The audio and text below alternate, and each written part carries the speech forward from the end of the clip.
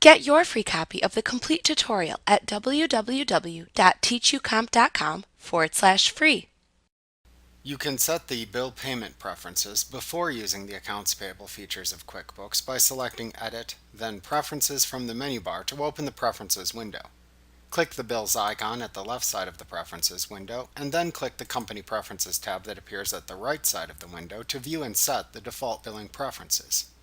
In the Entering Bills section, enter the default number of days after entry that bills without a due date should be paid by typing a number into the Bills Are Due blank days after receipt field.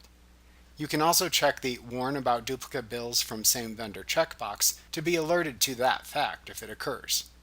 In the Paying Bills section, if you want to automatically use discounts and credits when available, check the Automatically Use Credits and/or the Automatically Use Discounts checkboxes. If checked, use the adjacent drop-down to select the account used to track vendor discounts and credits. After selecting the desired billing preferences, click the OK button to apply them.